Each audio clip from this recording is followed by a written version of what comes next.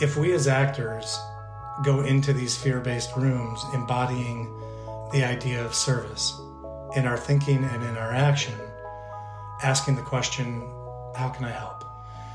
You will find that fear fall off their shoulders and they will gravitate towards you, and they won't know why exactly, but there's just something about them, and they'll want to return that in the only currency they have, which is the job. Hello and welcome back to the Spiritual Psychology of Acting podcast. This week's episode features a conversation with American actor Bill Coelius. For our American audience, you may recognise Bill's face as he's acted in over 50 commercials throughout his career. In our chat, we discuss what it's like auditioning for commercials and being on set, the do's and don'ts of commercial acting, and the ethical and moral quandaries that can come with commercials. Aside from that, Bill is also a very successful film and television actor, appearing in The American Office, Modern Family, and The Marvelous Mrs. Maisel, to name just a few. It's a very enjoyable chat with a lovely guy, so let's jump into it.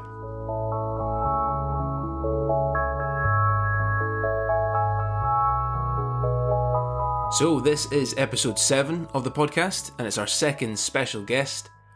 We're very pleased to welcome Bill Coelius to the podcast. How are you doing today, Bill? Excellent. How are you doing, Jordan? Good, thank you. Yeah, lovely to have you with us. How are you today, John? Oh, thank you for asking. Yes, I'm very well, thank you. Let's never forget you. John, what are you doing here? Yeah, don't forget about me. It's my turn as well. Yes, no, I'm very well, thank you. I'm really looking forward to speaking with Bill. Bill was a student of mine in New York in the early noughties. And so we're going to hear more about that. So I'm really happy to have him on here. And he's just moved to the UK. It's true. To Bath, right? Yeah. Lovely Bath. Is it sunny today?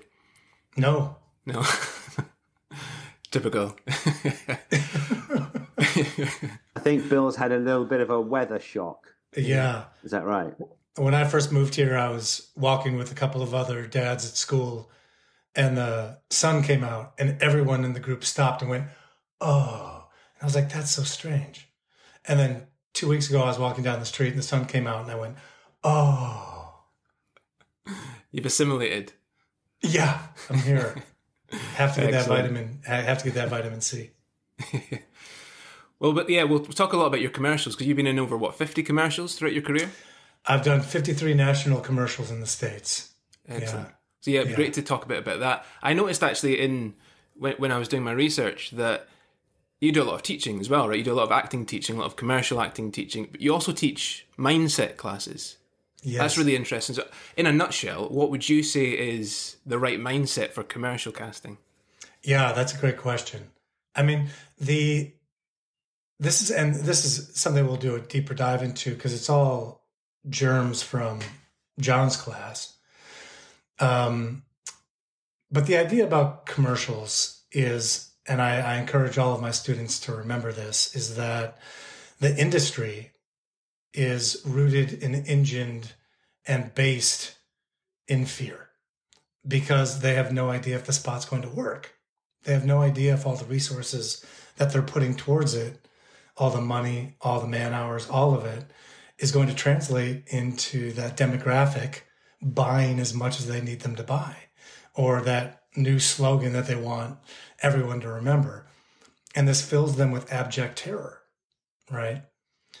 And these folks then go and hire a production company, everybody on the other side of that camera, the director, the director of photography.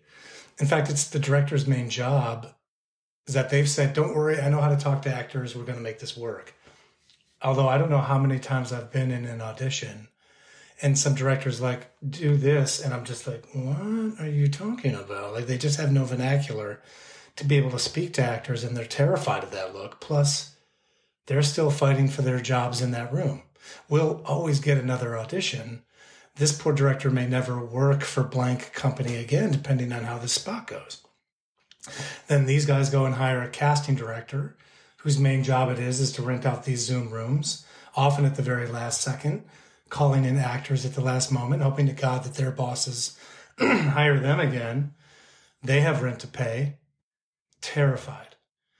And this fear just rolls right into our audition rooms.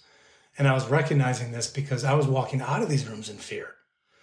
And it was like going in, my nervous system was kicking off, and it was like, it feels like somebody's going to die in here, and it might be me. And I knew that that was unsustainable. The body couldn't contain that. So I was just thinking, well, how can I defeat this? Or always a better question to ask, how can I use this to my advantage? And a lot of what John taught me kind of translated into this idea, which was, if we as actors go into these fear-based rooms embodying the idea of service, basically in our thinking and in our action, asking the question, how can I help?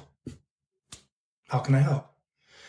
You will find that fear fall off their shoulders, and they will gravitate towards you, and they won't know why exactly, but there's just something about them, and they'll want to return that in the only currency they have, which is the job.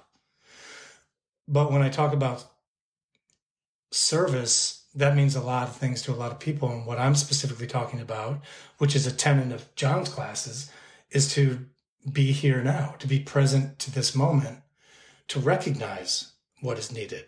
Because there's no way that we could recognize what is needed if we ourselves are in fear-based thinking. Oh my God, no one here looks like me. Oh my God, everybody here looks like me. Is this shirt right? My personal favorite. All of that is evaluative fear-based thinking, which the camera picks up on. And now we look and smell and taste like everybody on the other side of that camera. And they don't want to have anything to do with what looks like them. And they reject us unconsciously. No, can't help us. So once I figured that out, and once I really started to dedicate to that in the room, both inside and outside the audition room, I started to have more fun, and my audition rates, my booking rate started to explode, and I knew I was onto that. So that's really the foundation of everything that I teach, is this idea of service, of being present to this moment to recognize what is needed. And it's served me well, and it's served my students well. Amazing. Yeah. That's a lovely idea, isn't it? I guess because you don't want to come in with a kind of combative spirit. Like, that's the kind of the default for actors, isn't it? You think that this person can stop me from getting the job, or rather than working together, it's an ensemble. Right. We as actors use this audition so often to hide what we don't want to see, to present what we need to be seen as. And a lot of the work that I did in John's class exposed in my own thinking, oh, right, I have this unconscious desire to be seen as this, or I have this unconscious desire not to be seen as this. And just wasting these beautiful creative moments of these auditions to play this game. And what I've worked on in myself as an actor through John's work, and then have passed that along to my students, is let that go and just be here and present to help. And it's been miraculous for my career and the people that I teach. Lovely. It's so nice that you're still so connected to John's work, that's had such an impact on you. Yeah. Oh yeah. Instrumental in taking that to just the way that I understood it, in the way that I could embody it and use it to my own, let this mechanism use it, But it was the teaching that started it all. Absolutely. Yeah. So then going back then to that time in the early 2000s, when did you, or how did you first hear of the spiritual psychology of acting, and when did you first meet John? Well, the amazing thing is, right, they say that when you're ready for the teacher arises. And when, before it was suggested to me that I take John's class, I was doing okay in my career. I wasn't doing great. I wasn't really happy with how my career was going. I definitely wasn't happy with myself. Who I was as a person was not very attractive to myself at all. And I was getting my hair cut, and my barber was like, oh, as you talk to your barber, and she's like, you should really meet a friend of mine, John Osborne Hughes. He teaches this amazing class. And I was like, yeah, sure. Acting class suggested by my barber. Yeah, sure. And I owe this woman everything. So I showed up for a taster class in this third floor walk up down near Chinatown, right around 2002, I think, and sat in this class, and there's this dude sitting there in this kind of crescent half circle, and we're like, all right, what do you got? And we don't do any scene work, we don't do anything. He just talks at us for like half a day. And then we take a break for lunch. And we took a break, and I turned to Damaris, who we would study together all the way through the years. And I turned to her and I said, did that just change you? That changed you, right? And she's like, yeah. And we didn't go out for lunch. We just sat there and just kind of went over what John talked about for a little while, because we couldn't believe what was being said. And it spoke so deeply to where we were at and what we wanted to learn. And the training lasted for years. Absolutely. For years. So that was the first time meeting John. It was a mind blower, and it continued to be a mind blower for years. For years. Still continues to be. So what was your experience then of studying the course? Like, obviously you took the whole course, right? You went all the way through. Yeah. I mean, and John, feel free to correct me on the timeline of it, but I think that we first started meeting in 2002 in New York, and you had done previous work in New York earlier. But the group that I had joined, we had studied on and off, because John would go back to London and then come back to New York like a few months later. So it was really piecemeal, but it was a totality of the full class over several years, which I feel is a necessity. You can't just pop in and pop out of this work. It is a long game of self-development and skill development. That's an absolute necessity. But our final workshop came around 2005, I think, where we did, my piece was Killer Joe, playing Ansel. And that was just one of the highlights of my acting life, was learning all of these new skills and then embodying them in this short burst of a performance that brought everything together. That was just a magnificent experience I'll never forget. Yeah. But the whole training took years, and it was worth every bit. Yeah, I first started teaching in New York in 1999. It was the first group, and initially I just went to do a weekend with the actress Sarah Clarke, who'd seen a play that I'd worked on in London in the West End, and she just tapped me on the shoulder one night and said, "So, how did you do that? That was amazing." She said, "I've never seen that before." She said, "Usually when you watch theatre, you see the actor and the character, but I couldn't see the actors. I could only see characters. That was phenomenal." So we went and had a bite to eat, and I told her a bit about the course and what the principles were, what had evolved, and she recorded it on a dictaphone, and she said, "If I bring you to New York to do a workshop, can I do it for free if I organize it?" And I was like, "Sure." And what she didn't know is I'd had a long-term dream of going to teach in New York, really not even going to teach in New York, just going to, I felt compelled and attracted to New York since I was a 5-year-old, seeing bits of New York on the TV, and any time the Empire State Building would come on the TV, or Superman or Batman or anything like that, just my little 5-year-old mind would just be absolutely glued to it, just compelled by it. So she didn't know I'd had a long-term dream of coming to New York. And I didn't hear from her for months. And then about 5-6 months later, I suddenly got a phone call from her. And she said, "Right, I've got 15 actors that are all keen to learn from you." She said, "I've selected a group of actors. When do you want to come?" So I went in September 99. I did a 3-day workshop, and I thought that might just be it. And then at the end of the weekend, they said, "Can we have a meeting with you?" And they said at the meeting, they said, "Right, we don't care how much it costs. We don't care how long it takes. We need to learn this entire system. There's nothing like this in New York." And I'm like, "Well, there's nothing really like this anywhere." So then I came back and I did a 2-week workshop in November.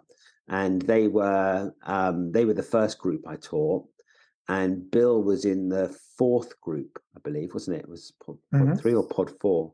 They called themselves pods, and we keep that now. And it's basically I didn't come up with this. It was actually Damaris that you were just mentioning. I think it was her idea to call it the pods. And I kind of like the idea of pods because it was a pod like a seed pod. Right. Her idea was Invasion of the Body Snatchers, if you remember that movie, where the aliens come out of this pod, and it was kind of like this rebirth in a way. And yeah, where we went into class as one kind of person and then came out of class completely different. Yes, we were all these. There's a beautiful pods. Butterfly.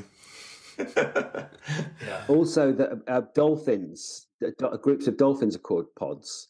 And how they operate is through mutual assistance. They all serve each other, the dolphins, as a unit. But anyway, so during that time in New York, I was there I taught regularly. I would go there for about 4 times a year, probably do a 2-week workshop with each group about 4 times a year.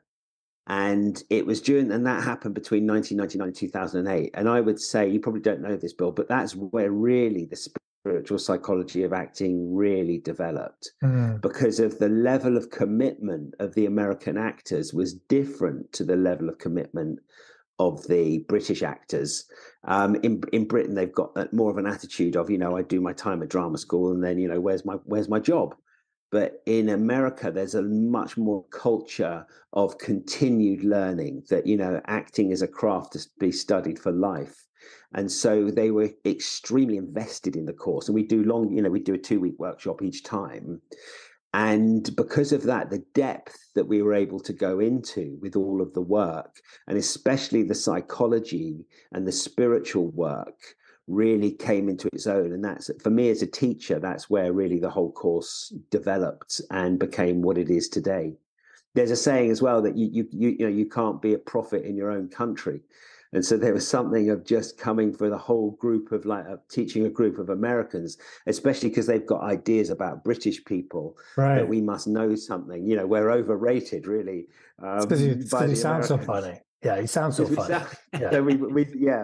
Because we speak properly. They think we must know we've got the rich heritage of Shakespeare, of course. So it was easy to be a prophet in New York, and for me to really take my ideas to their fullness, because the students were just so into the work. I mean, that was the other thing too, is that it's true about Americans and their desire to train, and it being a lifelong event. So I've done classes since yours. The amazing thing about yours was obviously the transformational element of it, of who we were and of our thinking about ourselves, as well as the script analysis and the drama work, but also the connection that we had as a group. I've never worked with such a large group over such a long period of time, and it was such a cohesive community because of the work, and we grew together, and I've never experienced that since. A lot of the work, other classes I've taken have been valuable, but it's never been captured as deeply to create such a community of thought and brotherhood and sisterhood and theyhood to really come together as a group. I still stay in touch with so many of them today, many of which who actually are no longer actors and have realized they can take this teaching into their own profession that they came to. And it expands into their life and expanded their thinking of themselves. And so many people have taken this teaching into other arenas of their life, and they're doing it as passionately as they did when they were actors. And it's really exciting to see them grow and thrive due to the work. It's great. Well, something happens as well on that, that I agree with you that the level of community is really strong around the spiritual psychology of acting classes. That's, people do make lifelong friends. And I think a lot of that is because we start with meditation, and because the philosophical premise is that really there is one self we are all the self, and the same self manifesting itself as all these different people and bodies. When you go back to the meditation and you go back to just pure stillness, then you find the unity. And so then when people come out of the meditation, they recognize the same self in each other. And, that's the secret of human relationships, is to realize that everybody you meet is your own self, isn't it? And that really shows. And there was real love within all those groups. And that's not just the groups in New York, but also the groups I've taught in London as well. It's not unusual for people to become lifelong friends after studying this stuff, which Absolutely. is wonderful. And I think that that's such a foundation of the audition. So many times the actor comes into these situations thinking that they are auditioning for someone else, that they are auditioning for the other, that they are needing to prove themselves to someone else. And the big transformation, one of the many transformations for me in the class, was like, I'm auditioning for myself. Like, I'm auditioning to this other being that is me, that is connected. There is no separation between me and them. And then when you add service to it, and how can I help this myself, it explodes this audition to a whole other level of joy and excitement and exploration that previous to your class I couldn't find. And the audition was a fear-based activity. And now it's not only am I hungry for my next audition to help share, but to connect with the other, which is myself. And so it becomes an exercise again and again to bring you back to this origin of self. And it's such a transformation to how I saw auditioning and acting. And it just made it fun. Yeah, well, it's a completely different relationship, isn't it? That if you're going into the audition room and the idea is, that the casting director is some superior bastard contriving to keep you out of the industry, that's one relationship. But if the first thing you do when you walk into the room is you sort of look them in the eye, I don't mean in a stare down kind of way, and you acknowledge the self in the director and you acknowledge the self in the casting director, there's an immediate unity that's there. And it just gets you off on a good start. It's fascinating because this is what I learned in your class. If to be absolutely open with my own experience in that class.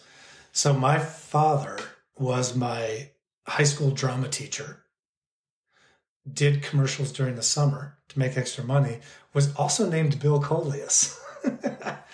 And it was through your class that I recognized, oh, wow, all I'm doing is projecting this idea on how I can impress my dad onto every male director I ever had. And I had been to therapy. I had tried to figure out why auditioning was so painful for me, why it was so wrought, so that every audition I was at, I was just like I was leaving every audition like that. And after the study, after the few years of being in your class, it released. And it became all apparent, and it became through the teaching and through the self-exploration tools that you gave us. And I was able to slowly but surely just release that, as well as other further therapy, and as dedicating to learning more about it. And auditioning became a joy, and auditioning became a place to share and to experience and to live lightly and freely and to give and to serve. And it just changed, and my booking rate exploded. And I was like, oh, that's interesting. Wow, what a connection. I remember seeing that actually as your teacher in the class. I remember when I introduced you to psychological actions, and we do an exercise, first of all, for me to explain how actions work, where one student sits in front of the class and they read a book. And then when their attention's more or less focused on the book, they put their hand up, and then someone asks them a question. And it can be any question. It doesn't matter, because they ask the question and then I show them what their psychological action was when they answered it. And so they get to really see in detail how their thinking processes worked. And then we go on to later on, I teach them how to program the actions at will. But first of all, it's learning how to observe it. And I remember with Bill that someone would ask you, what's your favorite color? And you would shrink, regroup, and then answer with the action I condescend. Yellow. And then I'd point it out to you that that's what happened. Right? And then next one, what's your favorite animal? He would shrink, regroup, orientate himself, and then answer and condescend. And then I'd explain it, well, that's okay. And there was a pattern. You could see this pattern that in each time there was this little condescend. And then I remember we inquired into what was that. And this is where a lot of your thinking about your dad came out. Was that was added on the end, which was at the time completely unconscious to you, a need to feel superior.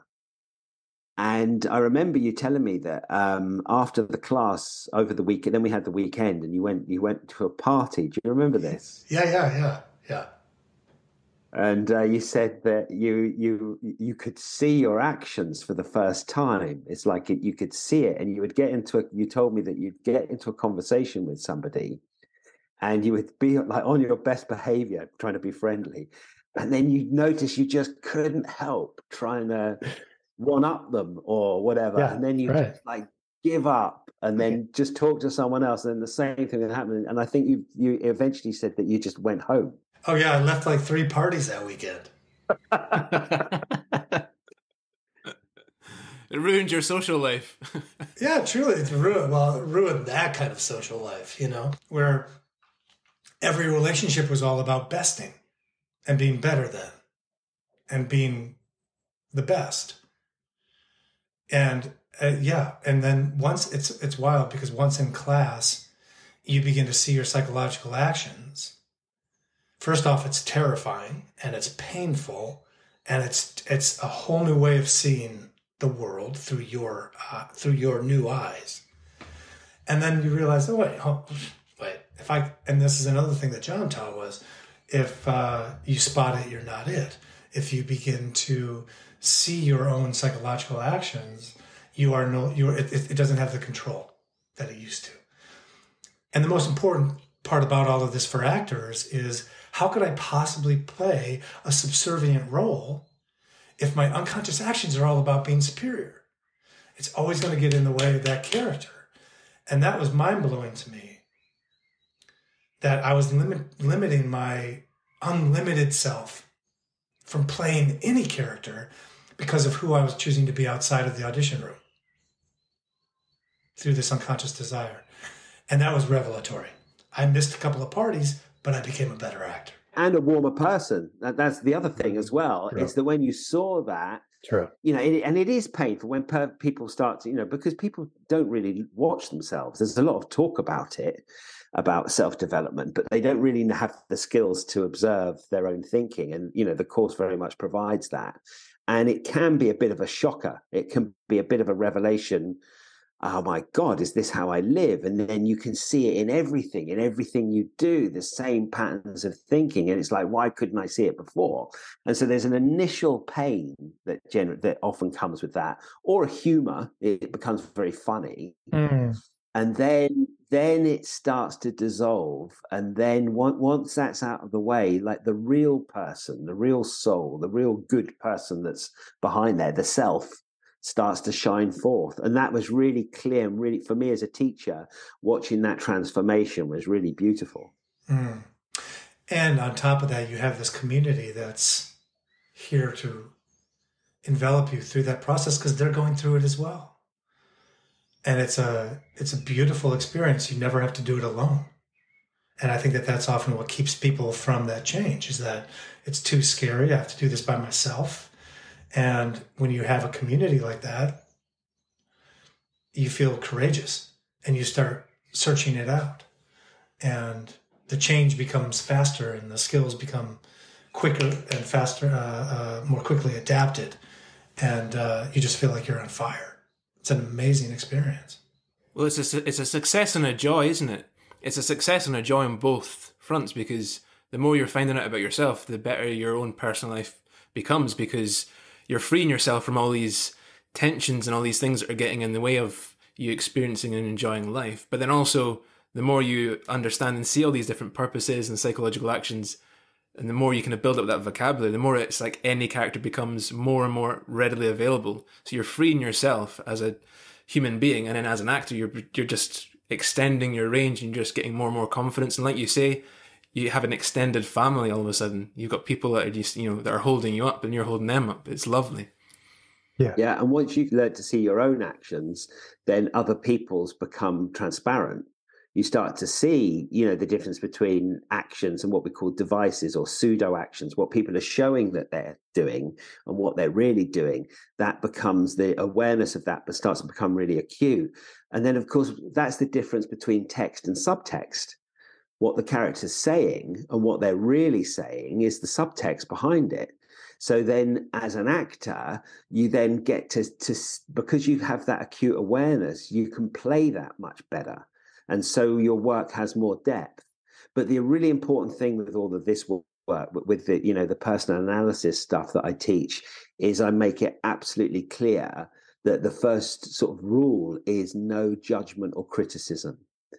It's that nothing human is alien to me. We all have all of the purposes. We all have all of the actions. It's all part of the human psyche. Let's not get into a game of, isn't it terrible how you have this thought or whatever. Let's rather have the attitude of, isn't it fascinating how the human mind works? And then it becomes, isn't it funny, these contradictions? Isn't it humorous, I have a story about this, because it's not only just character analysis and being a better actor. It also helps you deal with the industry. I got hired for a commercial for this restaurant. It's a fast food restaurant. And I was the first shot of the day. And I was the customer. So they had rented out one of these types of restaurants. And my first shot of the day was walking in and sitting down at the booth. And I went through hair and makeup, and they had like 60 crew members, and it was like packed. And the director and all the producers were in the back. And so they said, okay, let's practice this run for sound. I walk in, I sit down at the booth. Okay, great. Let's try it for camera. I walk in, I sit down at the booth. Okay, let's shoot this. We ready to go? First shot of the day. Director's like, yeah, let's do this. And quiet, everyone, please. Total silence. Sound, speed, and action. And I walk in and I sit down at the booth. Pause. Then a sound from the director, which still kind of raises the hair on the back of my neck. He screams out, "That sucked!" 120 eyes. Right on me. And I won't lie, like my first thought was, I'm fired. There was such vitriol, like, pointed at me. And then I went, wait, time out. I walked in, I sat down at the booth, like that was the service of it. What's actually going on? And it cut right through. And the first thing that just arose was, right, he's terrified. Because there was no block for me now, because I didn't have to take it on, because I had done the work on myself, and I could begin to see like the psychological actions of others. So in response, I just said, over those 120 eyes, at this tone, what do you need? Beat, beat. All right, moving on. And everyone just went off to their jobs, and we had got the shot. He was just pissing, to be honest. Like he was just trying to prove that he was the boss. And because of the work that I'd done in the class, I had recognized that immediately, and he had no ship to put his barnacle on, right? And it just passed through, and I was just able to do my job. Enjoy. Because when we start realizing these psychological actions, these purposes that you also teach in class, and we begin to recognize them in ourselves, our eye becomes super trained in seeing them in others. And we don't have to take it personally. And it becomes such a tool on set, because you don't have to take on whatever is thrown your way and whatever kind of block unconscious work that anyone else is doing on set, you're like, oh, there it is. That's okay. That's okay. What do you need? And that was transformational for me because I also used to suffer from abject terror on sets, incredible stage fright, incredible camera terror. And it began to evaporate because I was actually seeing for the first time what was happening for real. And I didn't have to take that on. And it just transformed my set behavior to just total joy and being present. And it's a lot more fun now. Yeah.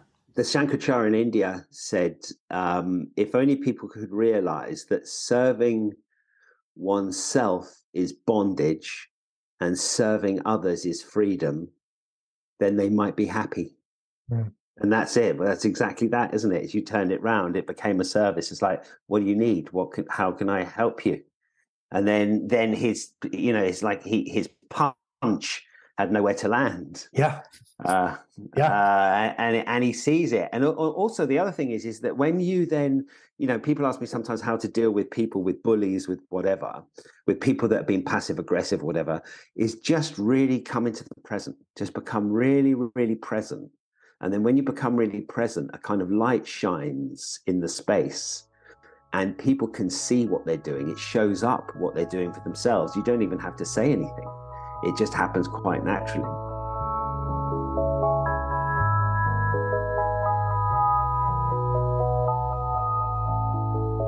If you'd like to get in touch with us, you can do so by emailing podcast@spiritualpsychologyofacting.com. If you have any feedback, thoughts, topics you think we should cover in future episodes, or questions about the spiritual psychology of acting, whatever it is, we'd love to hear from you. The email address again is podcast@spiritualpsychologyofacting.com. You can find it in the description of the podcast. Now, back to this week's episode.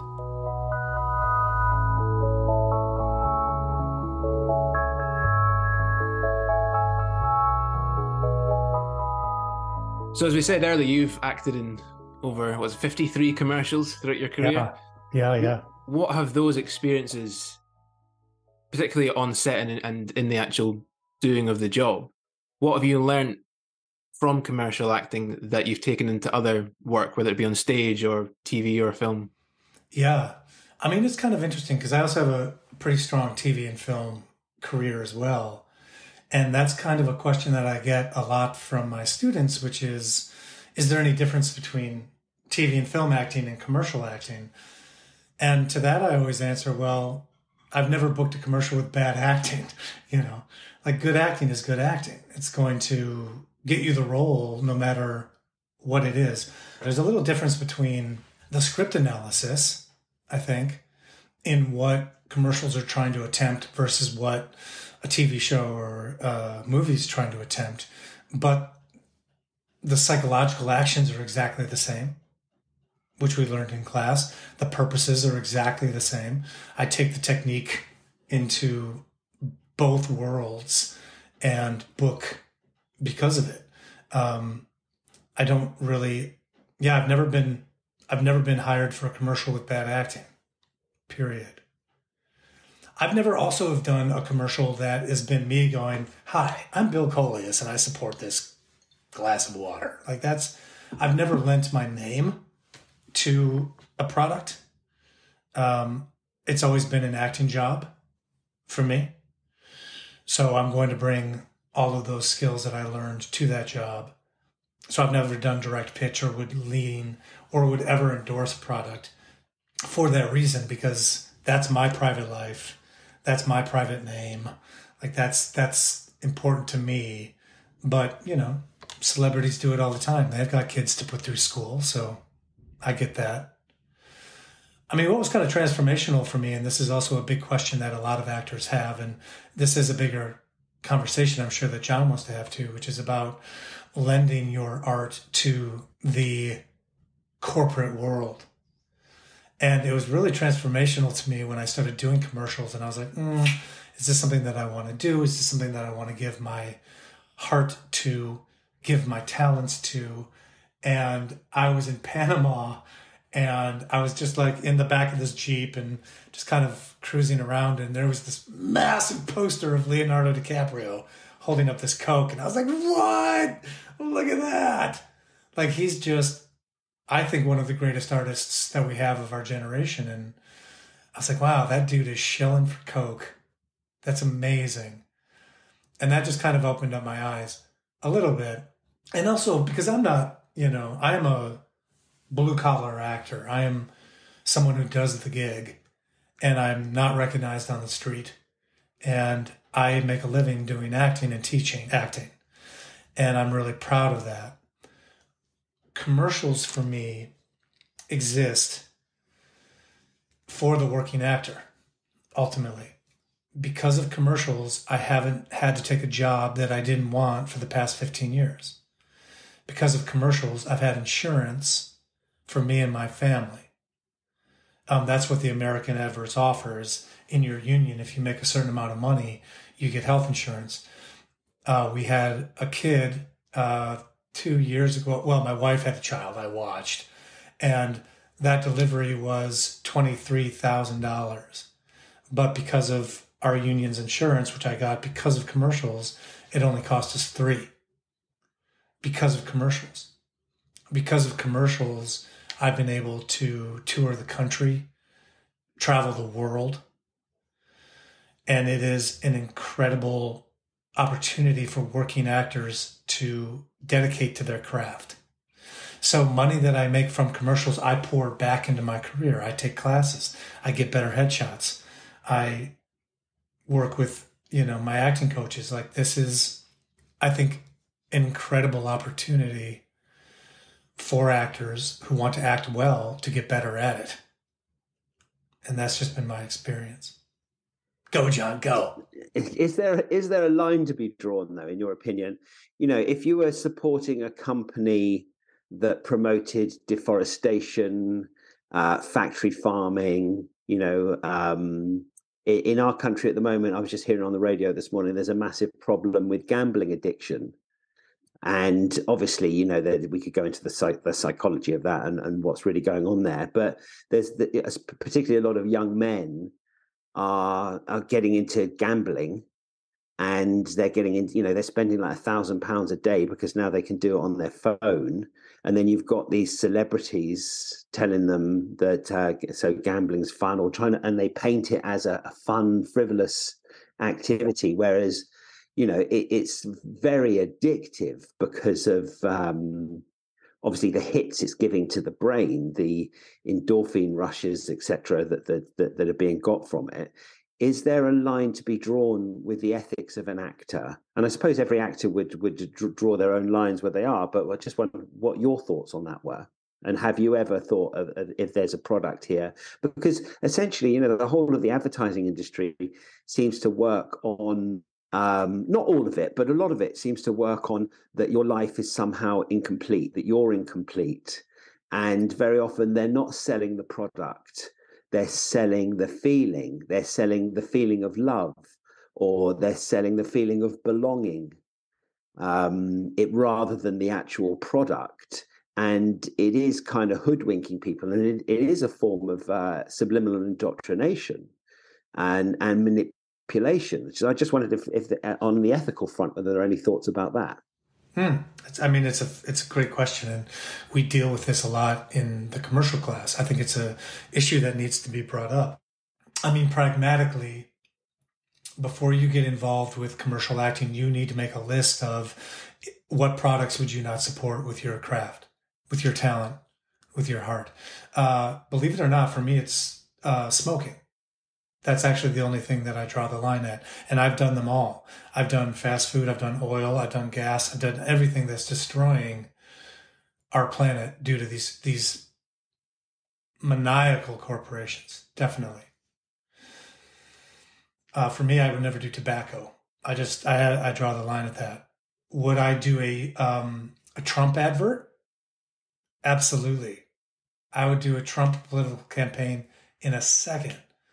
Would I donate every penny that I made from that to the Democratic Party? Yes, I would. So first and foremost, you need to understand, where do I want to go? And because ethically you are responsible as an artist to make that decision for yourself, you are also ethically responsible to make that decision, so that when your agent comes to you and you say, hey, Bill, I have a McDonald's audition for you, and you say, no, I'm morally obligated not to take this. Yeah, you are, because you never informed your agent about it, and they just spent a whole day getting you that audition. So first and foremost, you need to make that decision for yourself, and then you need to let your reps know, because that's the communication that needs to happen. On top of that, the bigger question is, are you willing to loan your finely honed art and craft to a corporation? And for me personally, advertising has been around since I was born. It has been around for centuries before I've been on this planet, and it will continue to be here long after my children's children are gone.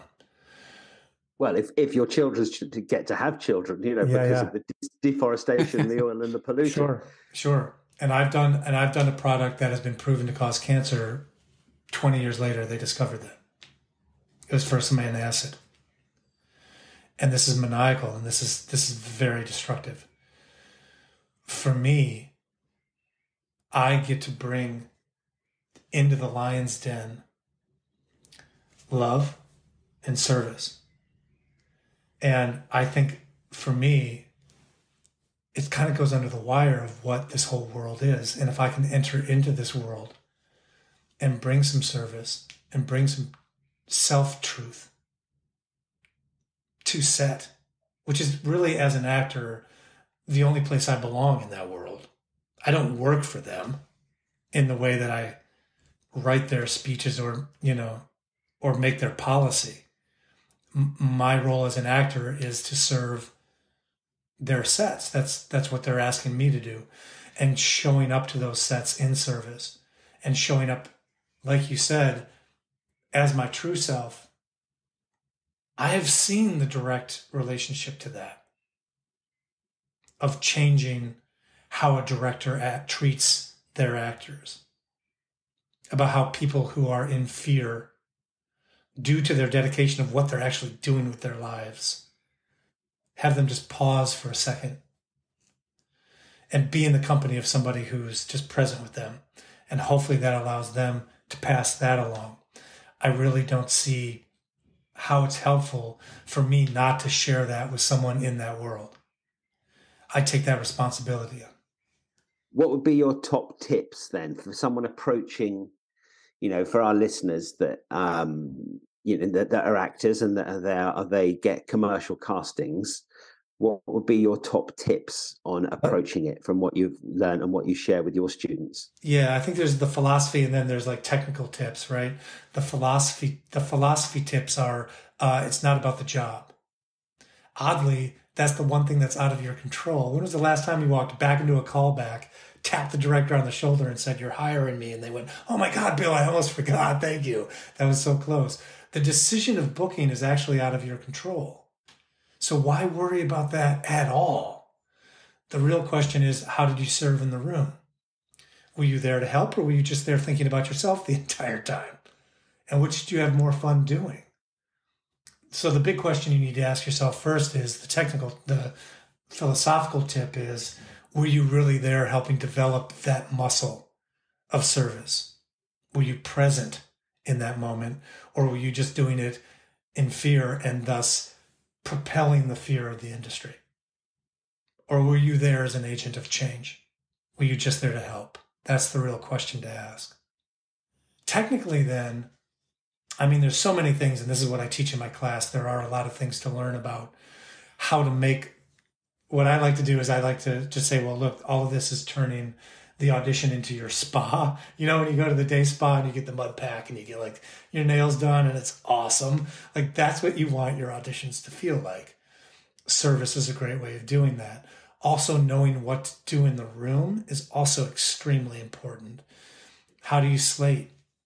How do you look for what's the copywriter is asking you to see in the copy? What is the one thing that you need to do in the callback to book the job? What are things that you can do on set to help ensure a future job?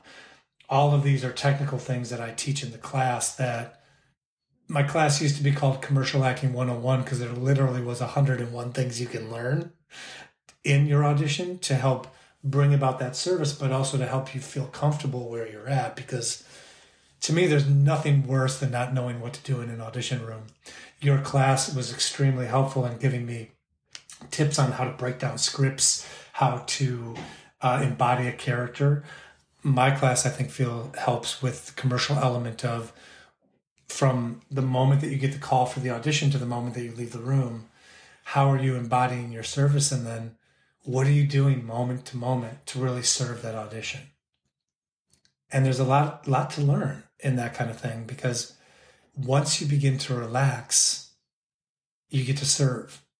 If you're feeling uptight, if you're feeling nervous, if you're feeling frightened, we immediately go inward and it becomes all about us.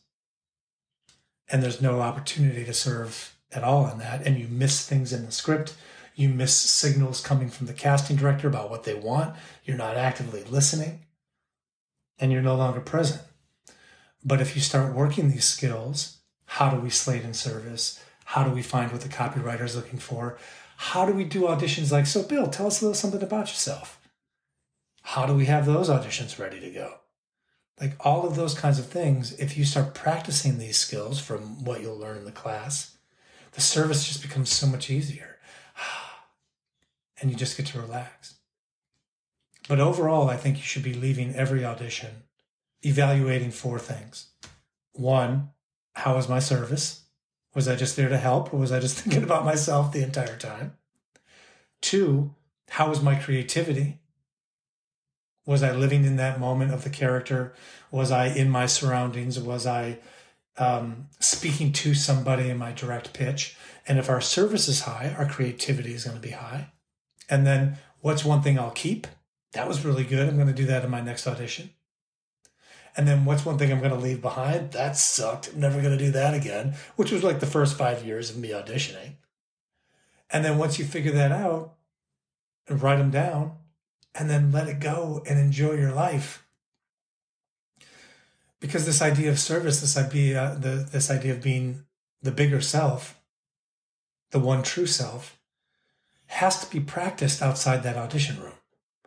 If you're just doing it in the audition room, you don't get good at it because it's so terrifying in there. But if you start practicing how to be the one true self, which is what you'll learn in John's class, if you start practicing your service, how can I help now? How can I help now? How can I help now? That just follows you into the room. And then weirdly, you become an actor that they've never seen before. They're like, who is this? We've got to get this person on set, which I have found happens to me over and over and over again due to the stuff that we learned in John's class. I don't know if that... So what would be... Yeah, that's good. But what would be the big no-nos then? What don't do? What would you say, like, as a, going in for sure, not just commercial castings, but just castings in general? What would be your big no-nos? It ranges. Do your breathing exercises and meditations before you do your self-tape.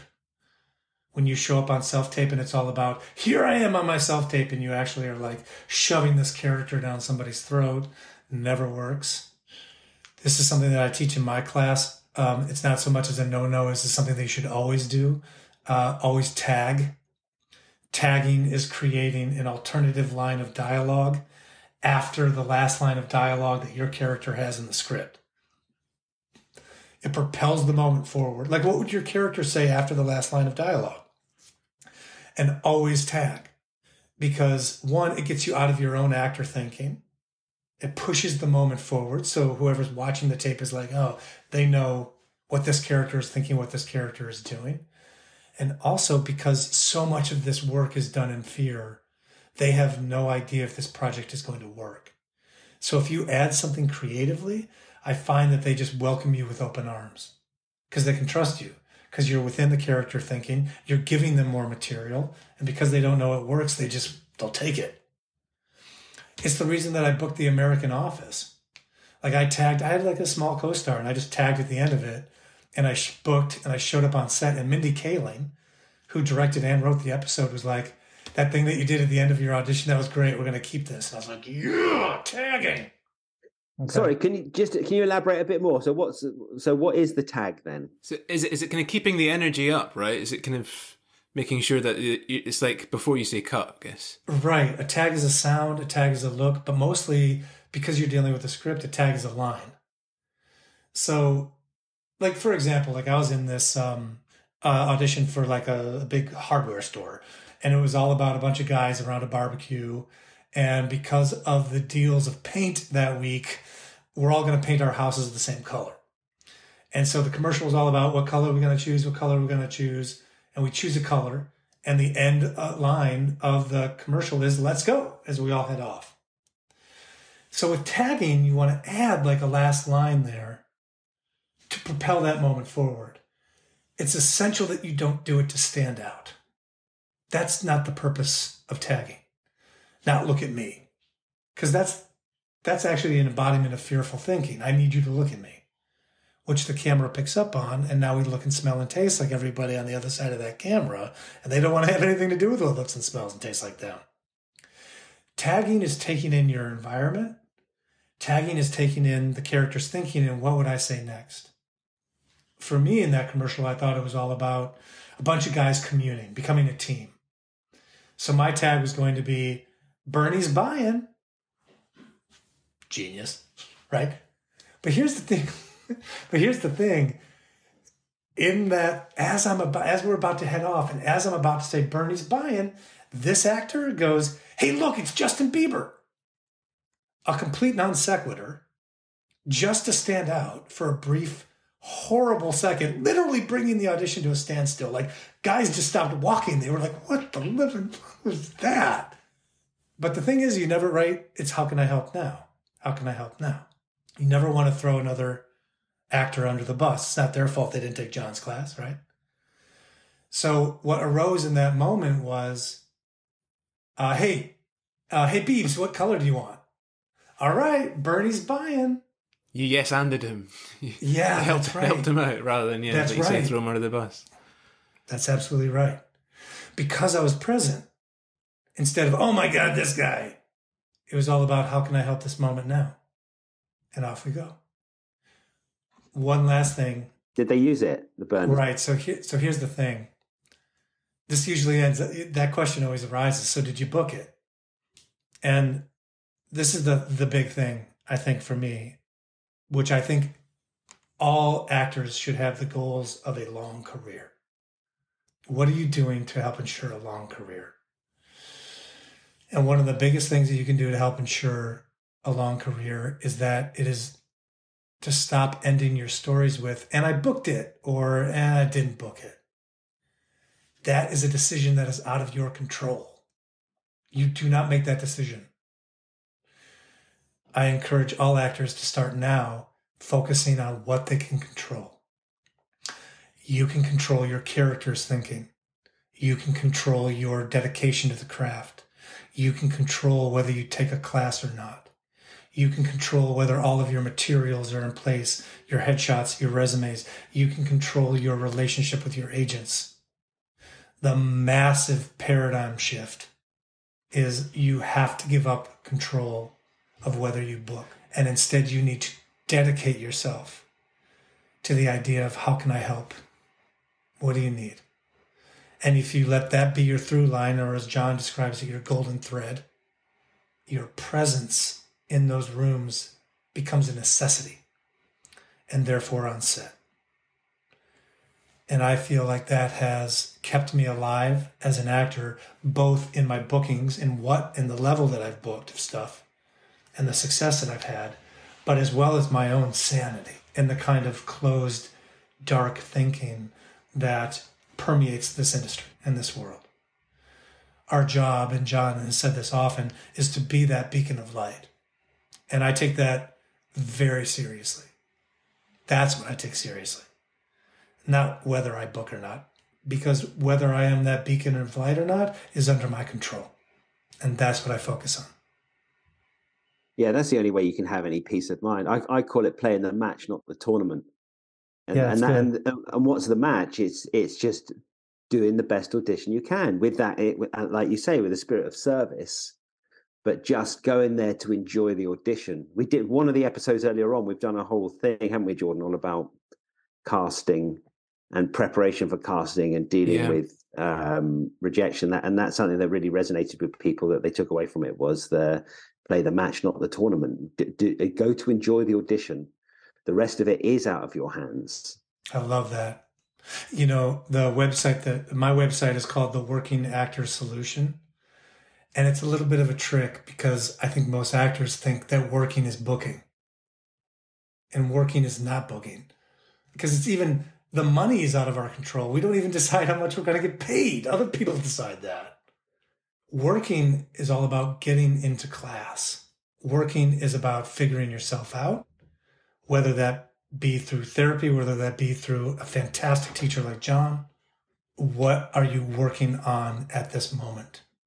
Are you doing script analysis? Are you watching movies? Are you watching TV? Are you finding out what roles you want to play? Are you developing a strong relationship with your reps? Are you finding reps? Like, what is your daily?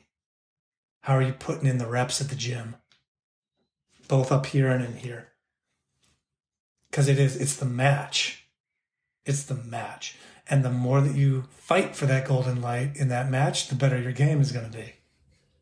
And then you eventually win the tournament as a byproduct. Bam.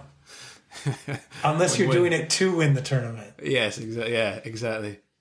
Keeping that ego in check. You're still in service. Yeah. Totally. And again, all of that foundational stuff comes from John. Period. Mm-hmm. And it's been such a journey to see where it's just led, giving over control in that way, but also being fierce in your decisions. It's a blast. Yeah, that's where it really comes alive. Well, that's what, otherwise it just becomes a burden, doesn't it? The whole thing is the result. And for anyone, you just go mad if you think like that. It just creates so much stress and burden. And it's such, and I think that's pretty Zen in itself, isn't it? Is that really you're surrendering your will, and you're just coming in with a sense of service. There's a principle which I found very useful, and that's that if you serve the self, meaning in which the self is in everybody, if you serve the self, or if you look after the self will look after you. I found that really useful, is just to put the attention on, okay, just serve the self, and it's take no thought for your life, what you shall eat, what you shall drink. You don't know the future. You don't know what's happening. You don't often, as an actor particularly, you don't know where your next paycheck is coming from. But what you do have in your control is that you can look after others through your work, through working on yourself, through training, through practicing, through observing, through forgiving. Yeah. You can always work on yourself, and that's always in your control. And I guess it's also that you're saying that whole mindset change of coming at it from a serving point of view. That's also a daily decision, right? You don't ever really, you've not like hacked your brain. It's a constant choice, isn't it? Day by day to serve. That is such a great. That's such a great observation. It's really true. It's active. It's active. It's a discipline, definitely. And the truth about life, is that circumstances are changing all the time. I remember there was a thing in the Secret Policeman's Ball with Rowan Atkinson and Kate Bush. Do those hairy bears do something or other in the woods?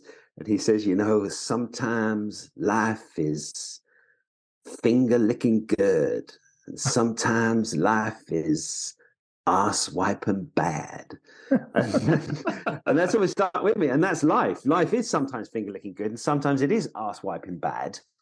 And it seems to be a mixture of both. And it works, it goes like this. But what's there that's constant, that's your own being, that's your own self. So having some means to come back to that. And that's why, the meditation is so key to everything I do, because it's coming back to that which is constant. As you mentioned, the golden thread that runs through all of those things, through the ups and downs. And that's part, to embrace the downs as much as the ups, because it's all part of the play. the wise tell us that none of it's real anyway. It's all Maya. It's all just an ever-changing play. Only the self is real.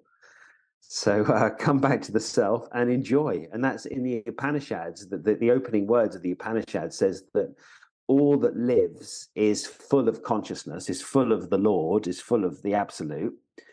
Claim nothing, enjoy. And it said that if we could really hear what those words meant, claim nothing, enjoy, the whole spiritual teaching is actually encaptured within those three simple words.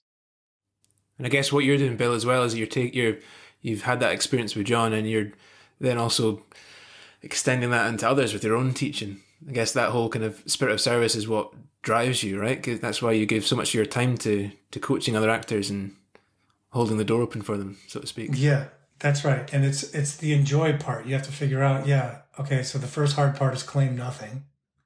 Almost ludicrous in its command. The incredibly difficult lesson for actors, claim nothing. What? Not ask for anything from this audition? What? You out of your mind?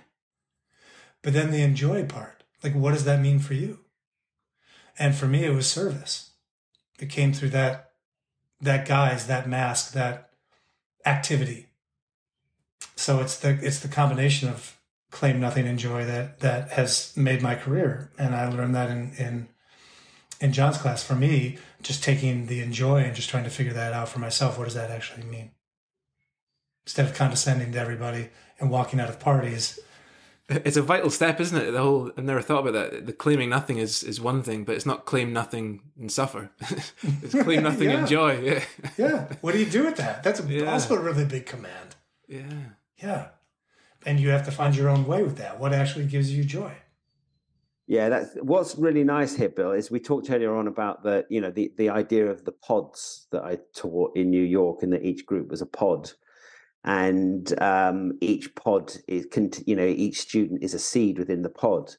And what you hope is that that seed is going to take stock and grow into its own tree. And it's really clear from hearing what you've said that that's what's happened. That you create your own pods, and that's really, that's a real blessing. And I don't claim it. I just provide the teaching as a service, but it's really wonderful to see that when that really happens, that being a teacher, you're really just scattering seeds, and you hope that some of them it's out of your control whether some of them are going to take stock. There are certain laws that govern whether that it's going to take stock or not. But the first key to it is actually hearing the teaching. Is hearing it, and for that you have to show up, and you have to be present, and you have to listen, and you have to get beyond the projections and the transferences and the cognitive dissonances, and actually hear what's being offered. And it was really apparent that when you were a student, you really did listen. And it's really good seeing these almost 20 years on, really. Since those days, that how the seeds did take stock, and how a tree has grown, and how hopefully you're creating other pods, and that's how the teaching spreads, and that's the best I can hope. And everyone's enjoying the fruit from your tree as well, Bill. It's such a lovely trickle down system. I get more happier than students when they book. It's all about the joy of it. It's all about the joy of it. You've been listening to the Spiritual Psychology of Acting podcast. Thanks again to Bill for his time and generosity with us.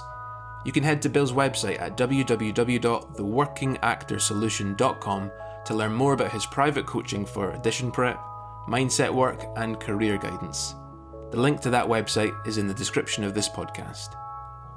Join us again next week, where John and I will be tackling the subject of the actor's ego. Until then, have a great week, and we'll see you next time.